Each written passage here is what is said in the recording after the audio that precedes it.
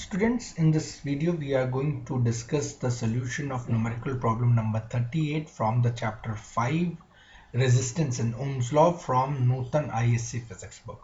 The question says that you have to calculate the number of electrons which are drifting per second through any filament wire of 100 watt 220 volt bulb when the bulb itself is growing.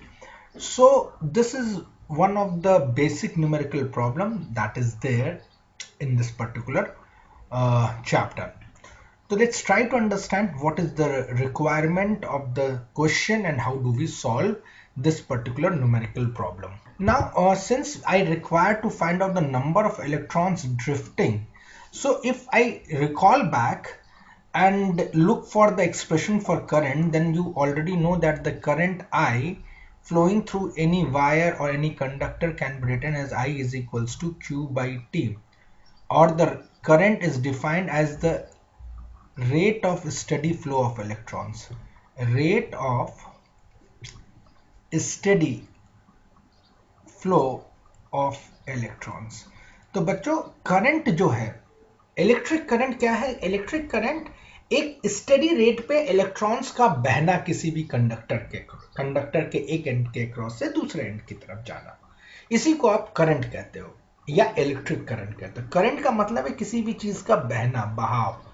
पानी बहता है तो उसे water current कहते हो, नदी में पानी बहता है तो वाटर करंट है।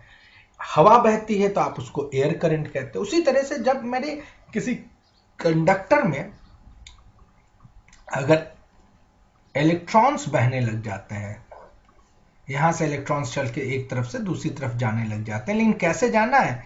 एक स्टेडी यानी कि कांस्टेंट रेट पे अगर इलेक्ट्रॉन्स बहने लग जाते हैं तो उसको हम लोग इलेक्ट्रिक करंट का नाम देते हैं। और फॉर्मूला करंट का क्या है? I is equals to Q by T, या इसी को चाहो तो I is equals to N E by T भी लिख सकते हैं। क्यों मैंने इस फॉर्मूले को इस तरह से लिखा? क्योंकि हम लोगों ने क्वांटाइजेशन ऑफ चार्ज में पढ़ा था Q is equals to N into E.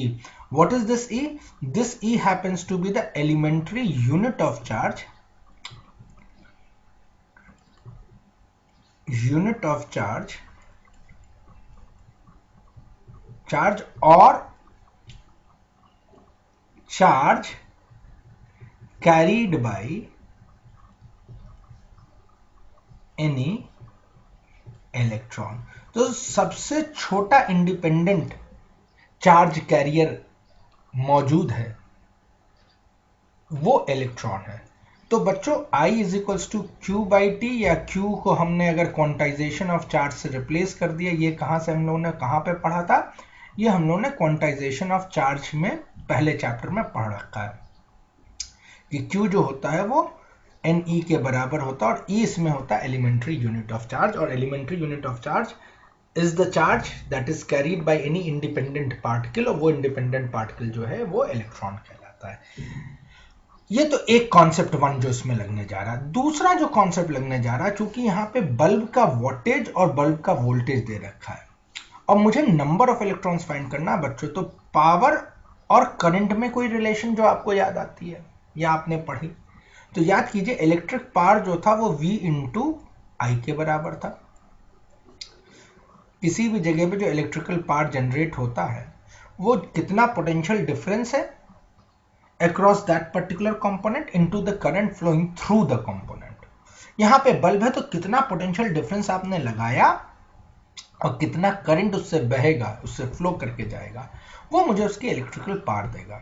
अब चूंकि मुझे नंबर ऑफ इलेक्ट्रॉन्स निकालना है तो मैं करूंगा क्या कि इस वाले एक्सप्रेशन से I की वैल्यू को निकालने के बाद इक्वेशन नंबर 1 में सब्स्टिट्यूट करूंगा और वहां से नंबर ऑफ इलेक्ट्रॉन्स निकाल लूंगा, क्योंकि E elementary unit of charge की वैल्यू मुझे ऑलरेडी पता है 1.6 into 10 to the power of -19 coulomb होता है।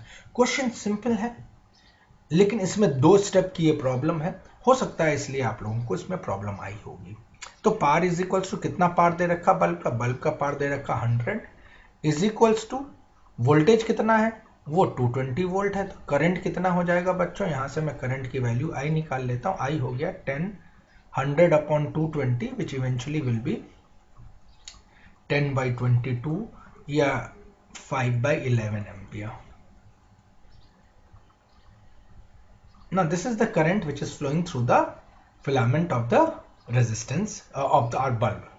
So I is equals to 5 by 11 ampere. Now this current requires how much electrons to be flowing in 1 second? So I is equals to Q by T, which in turn equals to Ne by T को मैं substitute कर दूंगा. कितना current हमें दे रखा है ये हमने इस वाले एक्सप्रेशन में निकाल लिया. 5 by 11 is equals to number of electrons हमें निकालने हैं. E elementary on unit of charge जो कि 1.6 into 10 to the power of -19. और कितने सेकंड में निकालना है वो क्वेश्चन में कह रखा पर सेकंड यानी 1 सेकंड. तो 1 सेकंड के लिए मैं निकाल रहा हूँ. तो टाइम हो गया 1. तो n की वैल्यू यहाँ से निकल के आ गई बच्चों. क्या आ जाएगी? 5/11 into 1.6 into 10 to the power of -19. चलिए इसको कैलकुलेटर की मदद से सॉल्व कर लेते हैं और देखते हैं n की वैल्यू क्या आती है. बच्चों इसको सॉल्व करके वैल्यू आया है 2.84 into 10 to the power of 18. तो कितने इलेक्ट्रॉन्स फ्लो कर रहे होंगे? तो number of electrons flowing will be 2.84 into 10 to the power of 14 electrons. Okay, simple question but दो कॉन्सेप्ट का इन्वॉल्वमेंट, इस बात को ध्यान में रखिएगा. ज्यादातर इस तरह के क्वेश्चन बोर्ड एग्जामिनेशंस में 2 मार्क्स के आसपास आएंगे. 1 मार्क आपको करंट को निकालने के लिए और 1 मार्क करंट की वैल्यू को सब्स्टिट्यूट करके नंबर ऑफ इलेक्ट्रॉन्स को निकालने के लिए. एक्सपेक्ट करता हूं कि इस सोल्यूशन ने आपको एक इंसाइट दे दिया होगा इस तरह के न्यूमेरिकल प्रॉब्लम्स को सॉल्व करने के लिए. Thank you so much friends, thank you for watching. Don't forget to give a like और कमेंट. अगर अभी तक आपने मेरे इस चैनल को सब्सक्राइब नहीं किया है तो please do the same. Don't forget to hit the bell icon so that whenever a new video is loaded, you get the notification. Take care and we will meet back again with a new video and a new solution. Thank you, friends.